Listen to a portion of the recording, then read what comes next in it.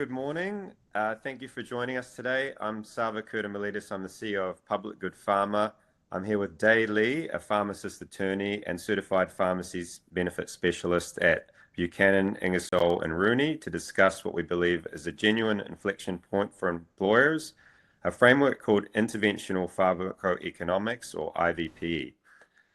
Although the concept of health economics research to identify the most cost-effective therapies is not novel, the mechanisms for this research to be a self-funding trial is novel, although it's currently being implemented by health insurers in the Netherlands.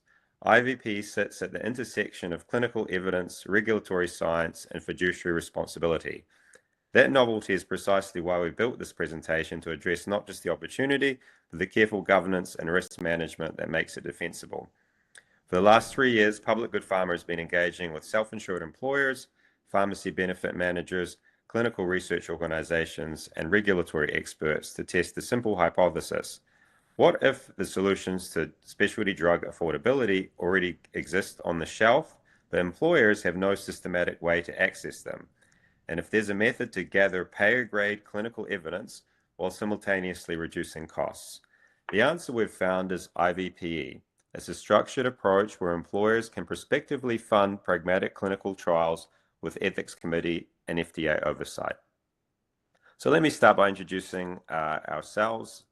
So then my presenter, Dae Lee. Maybe you can introduce yourself. Thanks, Savva. Nice to meet you, everyone. My name is Dae Lee. I'm a pharmacist attorney, also a certified pharmacy benefit specialist. I'm a shareholder at Buchanan, Ingersoll Rooney. My clients include self-funded employers as well as independent pharmacies of all types, whether it be retail, mail order, or specialty. My main practice area is prescription drug benefits and the practice of pharmacy. And I assist my clients in their dealings against mainly the big three PBMs, CVS Caremark, United, Optum Rx, as well as Express Scripts, to ensure that fiduciary duties are upheld by the employers, as well as functional fiduciary duties are upheld by the PBMs, and also fighting any unwarranted audit practices deployed by PBMs against independent pharmacies.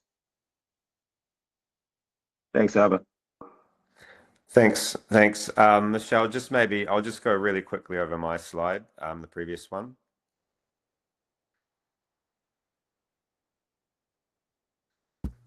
The slides aren't moving. I'm working on it. Okay. Let's see. All right. Just briefly about my background. I'm a New Zealand and Australian patent attorney and consultant legal counsel with over 20 years international experience advising technology and biotech companies. I'm admitted as a barrister and solicitor in New Zealand and a lawyer in Queensland, Australia. I conducted my Master of Laws thesis on alternative incentives to the patent system for medical R&D, and I hold postgraduate qualifications in animal physiology and degrees in science and the law from the University of Canterbury. And I founded Crowdfunded Cures, which is a New Zealand charity, and Good Pharma is incorporated, and it's a subsidiary of the charity.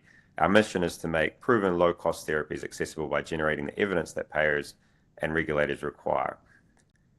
So the first slide is most important. One of the most important numbers here. You'll see it pretty extreme. Specialty drugs represent 2% of all prescriptions written in the US, yet they consume 54% of total pharmaceutical spend. And as you can see, per patient costs very extreme. Multiple sclerosis, 70,000 to 90,000 per year. Oncology drugs at 100,000 to 200,000 a year. CAR T therapies, rare disease treatments can exceed $500,000 to $1 million. 65% of US covered workers are enrolled with self-insured employer health plans. That means employers are not passing through those costs to insurance companies. They're self-insured. The issue is about how to manage these increasing specialty drug costs.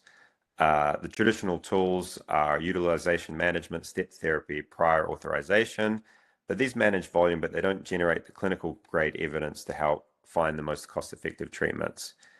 And what we're showing here and what's possible is that there are therapeutic categories, lower cost treatments that exist right at the moment, But the pathway to making that switch, gathering evidence, demonstrating non-inferiority or ideally superiority, and then getting FDA recognition is long, expensive, and it's controlled by the manufacturers who benefit from the status quo.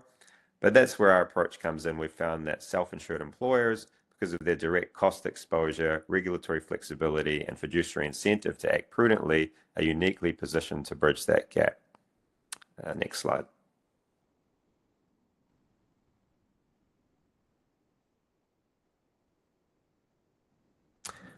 So this is one of the more important slides we'll cover because it shifts the conversation from what should we do to why aren't we already doing this. So the table that you're looking at shows therapeutic categories where low-cost alternatives are already clinically recognized, already on formularies, already available, and the gap between what employers are paying and what these alternatives are is extreme. For example, in multiple sclerosis, we have ocrelizumab, a monoclonal antibody, costs approximately $70,000 per patient.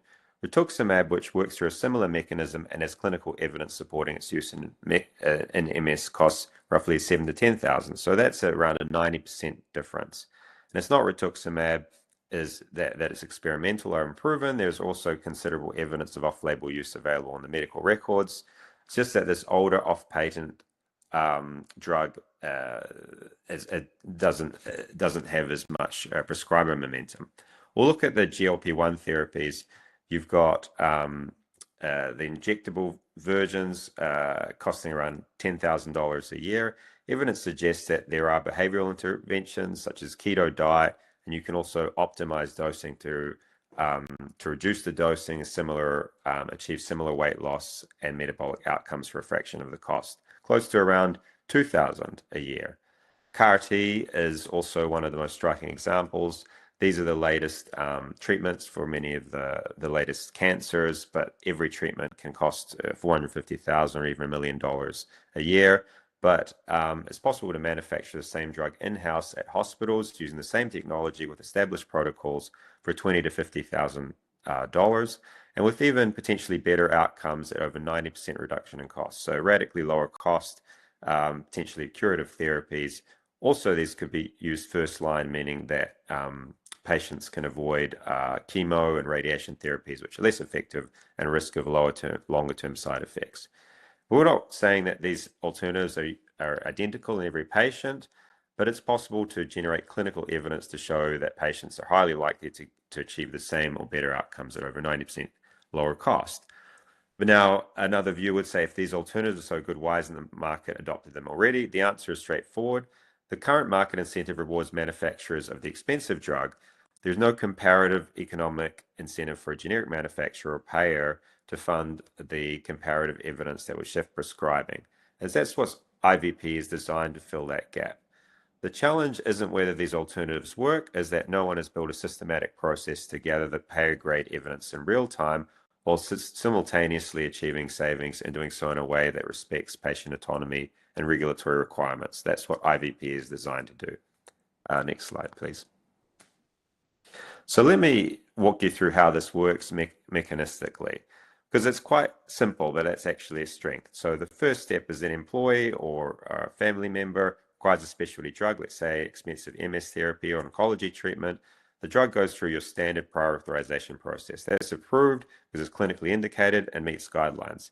At that point, rather than simply paying the full commercial price, your plan offers the patient an alternative.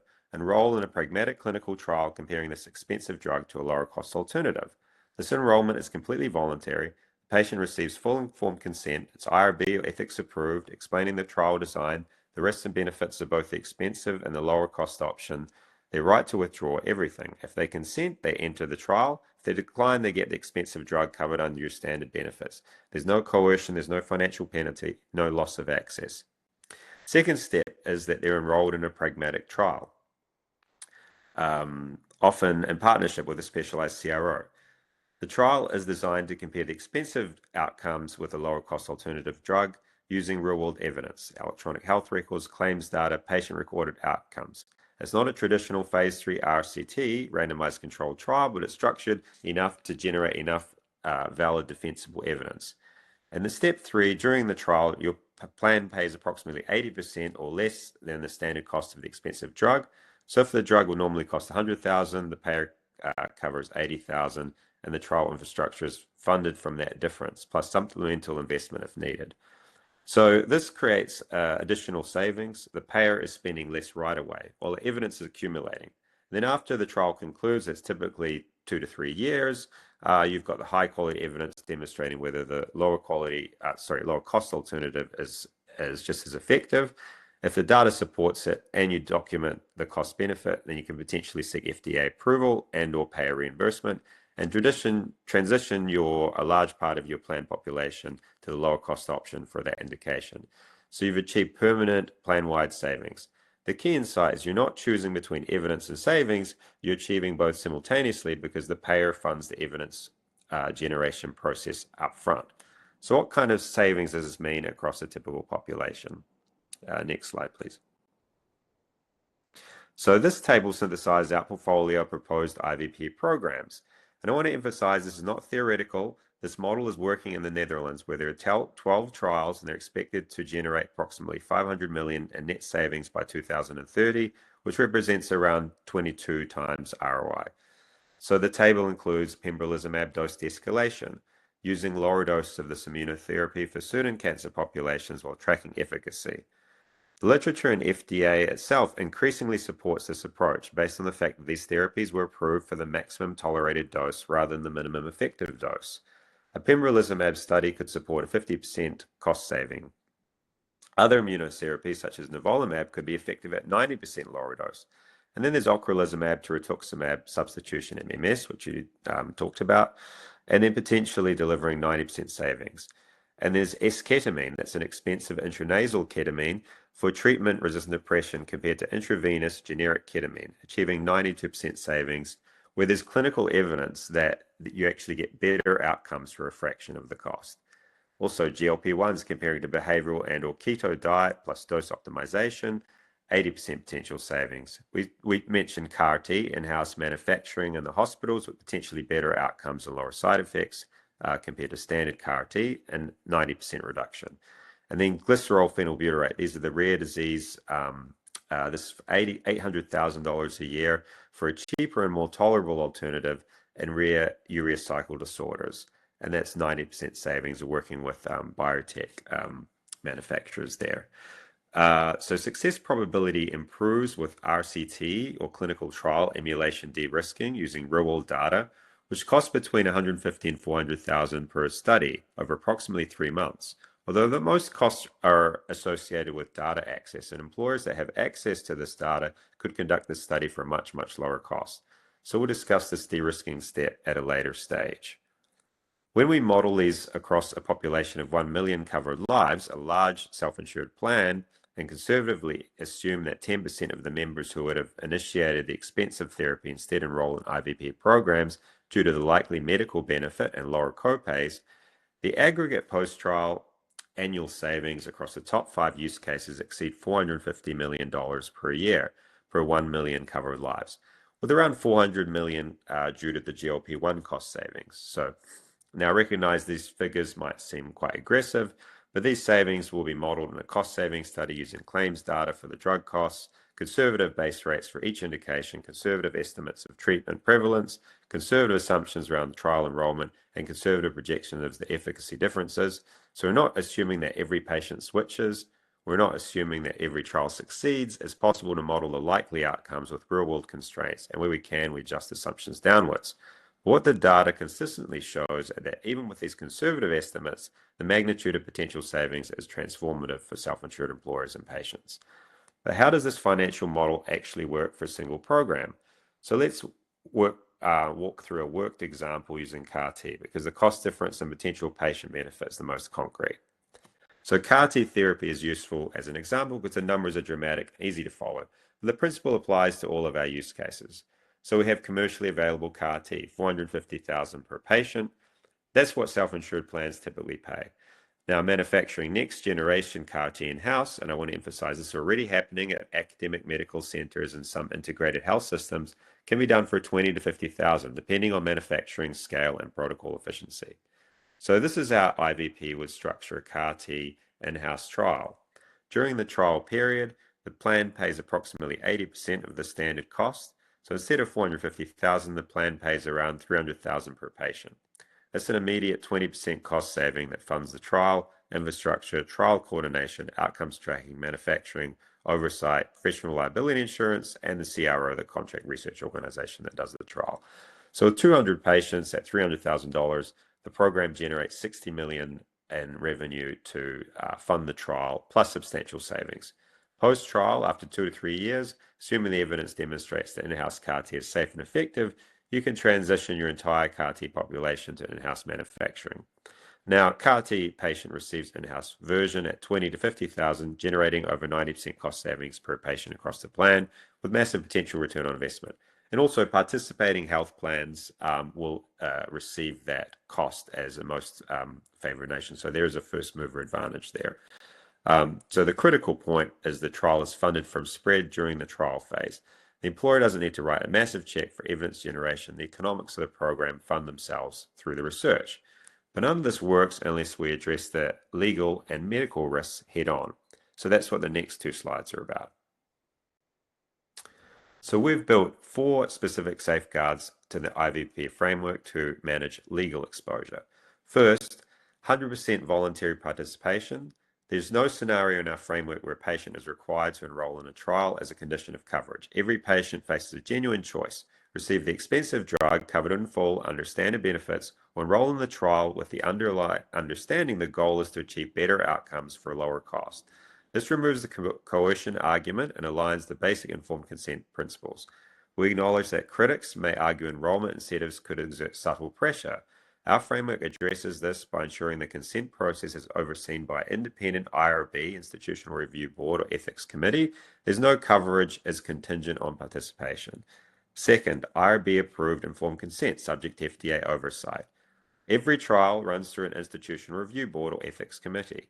The patient receives a detailed consent document explaining the trial design, evidence supporting the lower cost alternative, and the risks and benefit of both options. Their right to withdraw, access to rescue therapy if the trial drug fails, and complete clarity about data uses and privacy. So this isn't a boilerplate form. It's a real conversation. It's documented and it's subject to continuing IRB oversight. Third, professional indemnity insurance, professional liability insurance. We work exclusively with CROs, these are contract research organizations, that carry comprehensive clinical trial insurance. This means if something goes wrong in that unlikely event, an adverse event, trial protocol violation, or unexpected outcome, there's an insured party responsible for the defense and damages. It's not the employer and the plan. But also doctors and patients are recognized that improved monitoring during a study can result in better outcomes, and this is certainly our goal. Fourth, there's the bowler exemption. This is more to do with the patent side of things, but basically it protects the use of patented compounds for research reasonably related to FDA submission. So IVP data supporting label changes or new indications falls within the safe harbor. This means our trials aren't violating patent law. They're operating in a protected space that Congress created precisely for this kind of comparative evidence generation to support FDA approval when we're working with biosimilar manufacturers or another pharma company. But taken together, these 4 elements can create a comprehensive risk framework. It's not risk-free. Medicine never is, but it's defensible, it's documented, and it's aligned with ethical and legal norms. A note for the record, nothing in this presentation constitutes legal advice, and any employer considering IVP should retain independent counsel to assess their specific circumstances. The legal risk is only half the picture. We need to manage medical risk. So medical risk in IVP comes down to one question: how confident we are that the lower cost alternative will actually work for the patient population that we're treating. This is where rigorous evidence development matters. And we've structured a 3-step pipeline to de-risk that before we ever enroll the first patient into a pragmatic trial. First step is RCT emulation, and we have experts on our team. Our chief science officer is an expert in our RCT emulation. So before launching a full IVP trial, we fund what's called an emulation study. This uses retrospective claims data, electronic health records, and published literature to estimate what the randomized controlled trial would show if we ran one. It's not perfect. Real trials have advantages, but it's powerful. An RCT emulation might cost $150,000 to $400,000. Again, less than the cost of treating a single person in some cases. And it can be completed in approximately 3 months. And that's mostly data costs. So the employer, whoever has access to the data, these costs will reduce significantly. So step 2 is evidence dossier. Once the RCT emulation is complete, you can complete an evidence dossier, summarize all available data, published trials, real-world evidence, mechanism of action, safety profiles. It makes the case for a lower cost alternative. This dossier is reviewed by independent clinical experts and can be shared with the FDA too. Importantly, this dossier is published analysis that builds payer confidence before committing to a prospective trial. And then step 3, this is the prospective IVP trial. Only after these preliminary steps do we design the prospective pragmatic trial. At this point, we've already established a strong base case, typically over 80% probability that the lower cost alternative is non-inferior or ideally superior. We're actually chasing superiority. That's the main outcome. And very important for ethical reasons there. So let me give you a concrete example. We're planning a pembrolizumab dose de-escalation trial, specific cancer population. RCT emulation using retrospective data from 5 large health systems suggests that using 50% of the standard dose would maintain efficacy in approximately 77.5% of patients. Then published literature on dose de-escalation of this cancer type supports this estimate. After the prospective trial with careful monitoring, the base probability increased to 85% or higher, non-inferiority or superiority, often with lower side effects without reduced efficacy. So the issue with a lot of these drugs, particularly the oncology drugs, patients are staying on them for much longer than they need to be. And the clinicians realize this, and they're getting secondary autoimmune disorders, diabetes and arthritis, things like that. So the FDA also wants these studies to happen. So the philosophy is don't gamble, gather the evidence systematically, build confidence before rolling out your entire plan. So now before we turn to the fiduciary framework, I just want to spend a moment on pharmacy benefit managers because understanding their role is essential context to the legal discussion that follows. So before Day walks you through the fiduciary duties and the legal landscape facing self-insured employers, it's important to understand the role of pharmacy benefit managers or PBMs in the current system because they're central to how specialty drug costs are managed and often why these costs remain so high. PBMs serve 3 primary functions. They administer pharmacy benefits on behalf of the plan sponsors, they manage pharmacy networks, and they contract with manufacturers to negotiate drug pricing and rebates. In theory, PBMs have access to lower drug costs. In practice, their incentive structures have come under increased scrutiny. The market is heavily concentrated. Approximately 80% of all prescriptions in the United States are managed by the big 3 PBMs, CVS Caremark, Optum Rx, and Express Scripts. Each of these PBMs are vertically integrated with a major insurance company, and in many cases, with specialty pharmacies and rebate aggregators. CVS Caremark is part of Aetna's CVS Health Group. Optum Rx is part of United Health Group. Express Scripts operates under the Cigna umbrella. This vertical integration creates structural conflicts of interest. A PBM that owns both the specialty pharmacy dispensing the drug and the insurance companies paying for it has limited incentives to steer towards lower cost alternatives, particularly when the rebate revenue from the expensive drug flows back through the same corporate family. This is not a theoretical concern. It's a pattern that we've seen documented in congressional testimony, Federal Trade Commission investigations, and litigation Day will discuss shortly. Now, the critical regulatory development now is the Consolidated Appropriations Act of 2026, which requires PBMs to be more transparent and significantly to pass through 100% of rebates to plan sponsors. This is a fundamental shift. Under the prior regime, PBMs could retain a portion of manufacturer rebates, effectively profiting for high-priced drugs. Under the CAA 2026 there's a pass-through requirement. Incentive is diminished, and PBMs are more closely aligned with the interests of the plan and the participants. Although there's also issues around PBMs getting administration fees and other ways of basically getting a payout from the manufacturers. But the regulatory change is directly relevant to IVP for 2 reasons. First, as rebate revenue decreased for PBMs, plan sponsors will face increasing pressure to find alternative cost containment mechanisms. IVP provides precisely that. Second, the transparency requirements under the Consolidated Appropriations Act mean that plan sponsors will, for the first time, have clear visibility into the true cost of specialty drugs and will no longer be able to defer to PBM assurances that costs are being managed.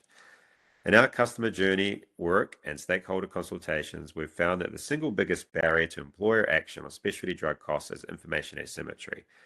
Employers don't know what their PBM is paying, what alternatives exist, and what evidence would be needed to switch. The CAEA transparency requirements begin to address the first problem, and IVPE addresses the second and third problems. Next slide. So there are 4 reasons why self-insured employers specifically are best positioned to lead on IVPE. And I think it's important to understand because it explains why this approach would not work the same way with fully insured plans or traditional insurers. First, direct cost exposure. Self-insured employers pay claims directly. Every dollar saved goes straight to the bottom line.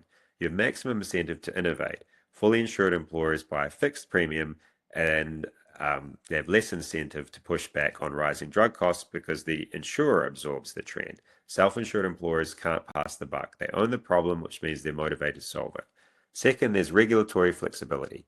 ERISA preemption gives self-insured plans flexibility to adopt innovative cost containment strategies that fully insured plans cannot. Self-insured plans are governed by federal law, not state insurance regulations that apply to fully insured products. This creates flexibility in how you structure benefits, manage utilization, and innovate within a compliant framework. It's this regulatory architecture that makes IVP easier to implement. And third, there's a fiduciary incentive. Under the Consolidated Appropriations Act, plan sponsors have enhanced fiduciary duties around pharmacy spend and cost containment. So this is something Dave will talk about. I'm not an expert in this space, but I understand that you're required to act in the interests of plan participants, to benchmark costs, to monitor your service providers, and arguably IVP, when done with proper governance, becomes a demonstration of prudent fiduciary action. And fourth, scale. 65% of covered workers are in self-insured plan. Collectively, they have the purchasing power to drive systemic change. If the largest employers in this country collectively move just 10% of their specialty drug spend into IVP programs, you're generating evidence that would radically reshape the entire marketplace. But the one question is whether fiduciary obligations under the Consolidated Appropriations Act align with IVP. And this is where I'll pass to my colleague, Day Lee. Thanks, Eva. Next slide, please. So why are we here? We're here because every single year, plan-sponsored drug spend goes up, premium goes up, and the beneficiary's out-of-pocket goes up, whether it be copay, deductible, co-insurance. As I told you before, I represent a lot of plan sponsors in the country. I've never met a plan sponsor or employer who told me that, hey, Dave, for next year, our premium is going to go down. I've never met one thus far. And why is that happening? It's because of the vertical integration model created by these big 3 PBMs. They own almost everything under one umbrella, whether it be insurance company, pharmacy benefit manager, rebate aggregator, specialty pharmacy, retail pharmacy, mail order pharmacy, or even physician groups. They all fall under one umbrella. So, when a prescription claim goes through, it touches from the insurance company to the PBM to the rebate aggregator and the pharmacy. And of course, before the prescription is even processed, PBM-owned physician group or physician under the PBM vertical integrated model may have already seen the patient and then authorized or wrote that prescription. Because of this vertical integration model, we're having this healthcare system crisis where the drug spend goes up every year. And of course, there are PBMs try to blame the pharmaceutical manufacturer, saying that, hey, they keep jacking up the cost of the drug every year. Well, the manufacturers, they increase the price of the drug because of the rebates that are being siphoned away by the PBMs. And of those 3 rebate aggregators that are owned by the 3 PBMs, 2 of the rebate aggregators are actually outside of the country, outside of the United States. And Mr. is in Ireland, which is owned by OptumRx. Ascend Health Services is in Switzerland. Ascend Health is owned by Express Scripts. And most recently, FTC entered into a settlement with the Express Scripts. And one of the settlement terms is that requiring Express Scripts to move the Ascent Health services into the United States. These rebate aggregators are tactically set up outside of the United States because it's hard to impose U.S. law into a company that is not located in the U.S. when the rebates are, actually being collected for the claims that are paid by U.S. employers. So now fiduciary duty has been a hot, topic in the pharmacy benefits industry. Why? Because employers, as a matter of fact, owe fiduciary duty to their employees. Now, employees are now being more educated about their benefits, and they're really taking a closer look at what they're actually paying, what they're actually getting back in terms of medications or even physician services. And there has been a series of lawsuits filed by employees against employers. And the crux of the allegation is that employers fail to fulfill their fiduciary duty by not monitoring the PBM's performance. So far, there has been no transparency. I have reviewed literally hundreds, if not thousands, of plan sponsor and PBM agreements. And, especially those 3 PBM contracts with employers, those are cookie cutter. They always say, oh, we're not fiduciary. PBM is not a fiduciary under ERISA. They have that provision in the contract. And then they also have provision that allows them to keep the spread being the difference between the amount that PBM invoiced to the plan sponsor and then what they actually pay out. And the spread not only happens in the reimbursement space, but spread happens in the rebate space. So when PBM, negotiates manufacturer rebate, and then let's say they delegate the rebate aggregation function to its own rebate aggregator. So the rebate aggregator goes out to the manufacturer, and let's say they retain, just giving you a figure here, $100 million worth of rebates, right? You think that $100 million is going to go get passed to the PBM, who will then pass that $100 million to the plan sponsor? No, that's not happening. Historically, rebate aggregator keeps certain portion of the rebate and then pass that to the PBM. PBM, according to the contract that they have with the plan sponsor, they then pass that to the plan sponsor. And many times, if not most, plan sponsors don't even know if the rebate aggregator was even involved in negotiating and retaining the rebate. And the other thing is, rebate aggregators, they also receive fees, whether it be administrative fee, gateway fee, inflation protection fee, data fee, whatever jargons that they come up with. And these fees are not flat fees. These fees are percentage of the total rebate. So at every single level, let's say rebate aggregator level or PBM level, the total rebates that should have gone past to the plan sponsor gets reduced, gets smaller. And rebates in theory are supposed to be used to reduce the total drug spend of the plan sponsor.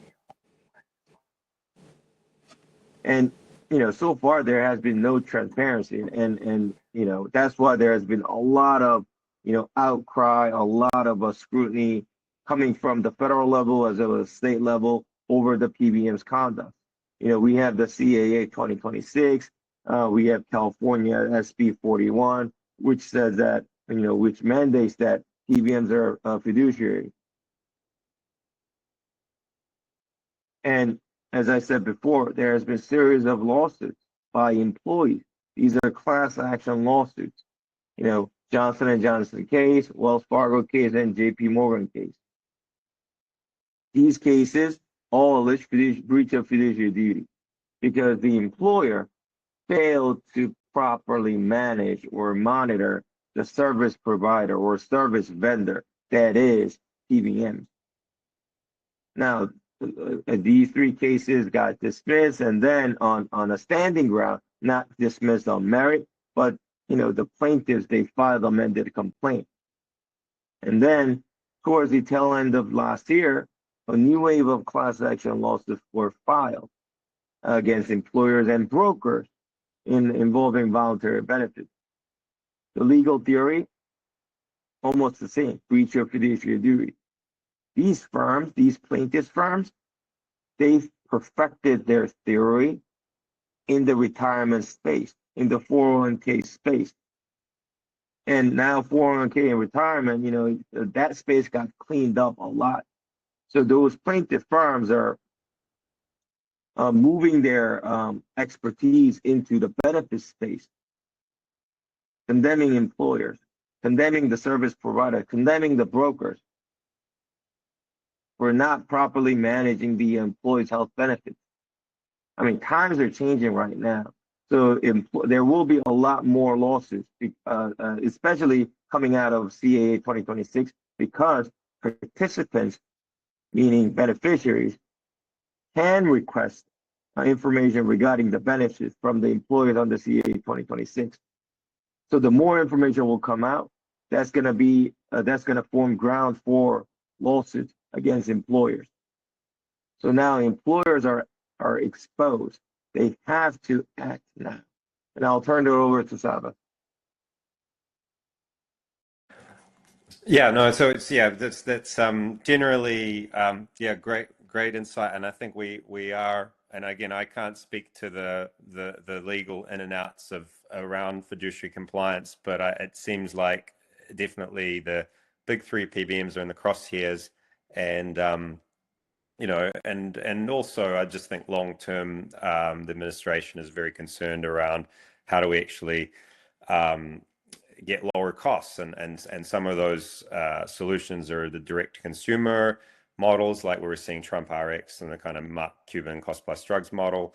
But in my view, essentially you've got to, one of the real answers is bring the payers to the table and bring the employers to the table, and helping actually with the evidence generation, and particularly where you do have much lower cost treatments, and there's low-hanging fruit.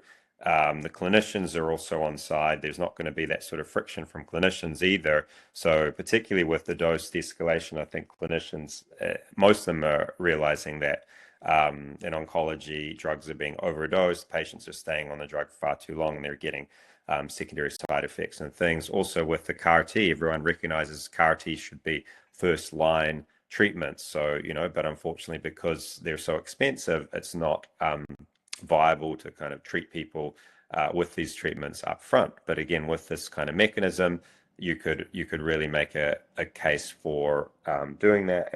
But unfortunately, without the main stakeholder that's actually interested in getting these treatments down, and particularly the cell and gene therapies down, are the payers, and particularly the employers. Next slide.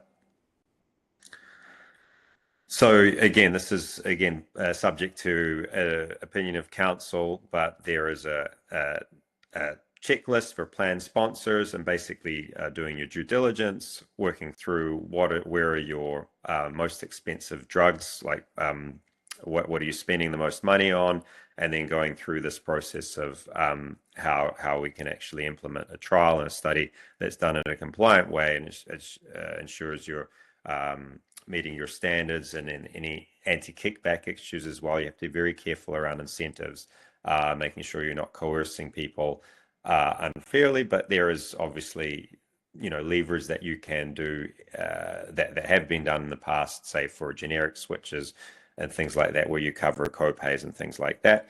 But obviously, get legal advice before you implement anything. Next slide.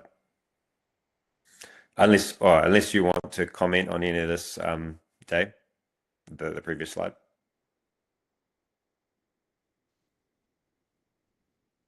No, I mean, having a checklist is a starting point, right? It just touches the bare minimum.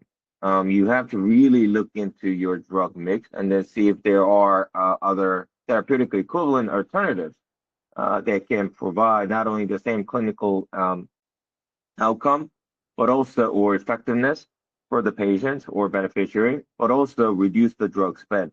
So at minimum, it would be a good idea to consider or think outside the box, such as looking into the IVPE option or other cost plus options that are available out there. I mean, look, in one of the complaints, I think it was a J&J case, the plaintiff said that like $45 drug, the employer paid, Express Script, the PBM, $14,000. That's just insanity. So, that kind of behavior is just pure example of failure breach of fiduciary duty. Yeah, no, thanks. So, I mean, and I think it's really about finding those use cases and really going after the no-brainer examples, of which there are many. Yeah, the J&J one is a big one where you've got a drug that's $30 or $50 and it's being charged for $10,000 to the health plan. With us, what we're looking for is initially doing cost savings analysis. We have a tool for that. Happy to speak with folks, particularly benefits consultants are interested in looking at, well, how do we kind of solve this specialty drug problem, these increasing costs long term, and here's a novel cost containment solution, something that can be managed. And done in a compliant, legally compliant, medically compliant way. And our goal is to get a coalition of employers together to help solve this problem. And so we have Dave's contact there. Yeah, maybe you can speak to Dave just a bit about the sort of consultation that you do again. Yeah, I mean, like I encourage people to just contact me, have a call, or even set up a Teams meeting or email. It's going to be at no cost. I love to expand my network. I love to help out employers as well as other stakeholders in the industry. So please do not hesitate to contact me if you have any questions. Thanks. Yeah, super helpful as well, and just with me as well. Happy to have a chat, half an hour chat, and talk through this and potentially look at some of the drugs where there could be some very strong evidence that either lower doses or patients would do better on a different drug. So just go through some of these questions. That's from Neil Quinn around incentives. I mean, these are the usual kinds of things you do. As I mentioned, you have to be careful with this, making sure you're not breaching any anti-kickback statutes. You're going with what's medically indicated. But yes, I think through formulary design, this has been done in the past where you will be waiving out-of-pocket costs to try to incentivize people basically to go on a more cost-effective treatment. In the same way, again, subject to informed consent, patients could be shown this trial, and then I think one of the obvious incentives is that a patient's cost of care would be covered as part of the trial, but the idea is that those costs are ultimately covered by the reduced utilization of a cheaper drug. I don't know if that helps there, if you want me to just go through that, or if you want any comments back, Neil. No, it makes sense. I just engagement is the sleeper thing here for any of us that have dealt with Earthlings. Getting people engaged is really, really tough, even when it's going to cost them less and it can have a better health outcome. So not lost on this crew here, I'm sure, but it's one thing to say we can achieve 90% savings, but if you get 20% participation or engagement on average, I'm not to be a wet blanket, just I figured you'd have to be looking at this. I mean, because with stuff that's even less unfamiliar than these trials, it's difficult to get patients to use, for instance, just to get them to just accept PAP, RX patient assistant programs, meaning to pay for their drugs. So because they see it as charity or charity care or whatever. So anyway, I won't belabor it. I just think you're going to have to figure that out, and especially with trials. And then begs the next question. I assume you guys are figuring out how to run the wickets with providers that are going to push back on their standard of care and blah blah blah, right? Yeah, I think very importantly, it has to be something that's coming from the clinicians. You've got to sort of build the ground support from the clinicians. So a lot of these, particularly say dose de-escalation, the clinicians are already doing that, but they don't really have a mandate to do it. I think, but they want to see, and they know that patients don't need to stay on these drugs. We have Sita on the call as well. We're talking through another use case where there is a patients are actually potentially doing better with rituximab for myasthenia gravis versus another drug called Restigio, which is around $300,000 a year. Just because of the mechanism of action is different. Essentially, you're going after the cause of the disease, which is that your autoimmune system needs to be reset versus sort of treating the symptoms. And this is, again, the clinicians want these kinds of studies to be done. Unfortunately, and particularly in this kind of environment through the NIH, they don't really fund big studies. So the clinicians are on board, but it's the question is like, who's going to pay? And if you can pay, if the patient's in agreement, then, there should be. I won't belabor it, and we can take it offline. I think academic and research clinicians are going to be on board. I think your average patient-doctor relationship is going to have friction, but you can take it offline. Good. And then just a quickie about staging patients into this. Again, probably I'm going to be more focused on the employer health plan sponsor. Other giant at-risk payers, maybe it's a totally different thing. But how are you staging? How are you having a trial that's always open and staging, with patients getting staged into it by onesies and twosies? Yeah, so there's a technological element, but it's possible to do what's called decentralized trials where you can essentially enroll patients through apps, through an online process. I didn't mean mechanically. I meant just for the power of the clinical trial outcome. You're not enrolling a block of patients, watching them time 0 to 1, 2, 3. They're going to be sequentially enrolled as you get employer clients. We can take it offline.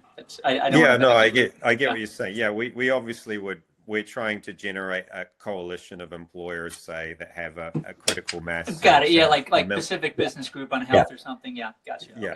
Okay, good. And good. That's the goal, and then we can the CRO basically knows they do feasibility studies around what the expectation of enrollment would be, and then we also make sure. I think that was another question is around the power, making sure that you've got adequate size of the trial to actually create the statistical significance. So this is so it's got it. That's very helpful. So for the average employer that's not going to be jumping in on this train with a large employer cohort, it's going to be very challenging to use this until maybe you get the results, and then you can start to do that. Well, the other thing is, as I mentioned before, we even before we start doing these trials, there's a lot you can do through these retrospective studies. So particularly for dose de-escalation or where there's an off-label use. The existing body research, and that's kind of what everybody is doing heretofore. There are lots of entities that are doing that right now. They're looking at comparative research studies, and they're doing this without the trials. So I think you're introducing something very different and new and unique than that. What a good comparative research based PBM formulary would do. So, but I guess the point with the retrospective trials would be looking to de-risk the trial itself. So be anticipating there would be a trial, and you're starting to select patients. Yep. So it's sort of like it's an earlier stage. I think you're right. Yeah, I think that it's obviously the the PBMs, the pass-through PBMs, the Capital RXs, Smith RXs, those folks are the ones. But it's ultimately the issue is it's the employers. Like the employers need to kind of, and then obviously the benefits consultants themselves who are the kind of gatekeepers there that need to kind of be thinking about, okay, how can we add value? They do, yeah. They need to leave the status quo opium den. Yeah, well, that's right, and you're seeing well, it's an exciting time. What can I say? And hope springs eternal. Yeah, Dave, good work. Man, power to you. You keep pressing against the this kleptocratic system. Way to go. Yeah, thank you. I mean, tide is definitely changing. I mean, I've litigated, I've settled many cases, but yeah, right now tide's changing. Yeah, good time to be in. Yeah, I would agree with you. Good stuff. Yeah, sorry for monopolizing it. Let me give it to somebody else. It's a great presentation, guys. Day and Savva. I think I do have a comment about the myasthenia gravis and rituximab, but before that, I was also having a question. I put it on the chat here. Is that if there are patients, I think this is particularly the example that you brought, Rystiggo and rituximab. They're already approved on an expensive drug the payer is paying. How do we incentivize the patients? It's kind of related to what Neil was asking. Incentivize the clinician and the patients to enroll in the new trial with the cheaper drug. Obviously, in the case of rituximab and Rystiggo and Imavi, already off-label is being prescribed, so it may not be as difficult to transfer them to the cheaper trial. But sometimes the patients may be very reluctant if they are quite successful with the old expensive drug. The payer is already paying, so they don't have an incentive to. And I don't know how the clinician and the patient would interact in that sense. So I was kind of curious about that as well. Yeah, I mean that's the key sort of part of you've got different stakeholders, but a very important one is the clinicians and the patients. So I guess part of what we do is really find those situations where there's a medical reason. So you're looking at a better outcome. There's already enough data to suggest that would be the case. And then, as I mentioned, I mean, often there are financial reasons. Sometimes the employer, the payer, will not continue. There's a risk that they won't continue to cover it. Other times there is a high copay for the patient. So there's financial reasons. But I think with what we do is really leading with the science and saying this is this is actually about getting better outcomes, and they just happen to be cheaper. And so finding those kind of examples, but the financial, when they talk about financial toxicity as well, particularly with things like insulin and other things, people are kind of not, and with the GLP-1s as well, they're taking lower doses less naturally, just because they can't afford them.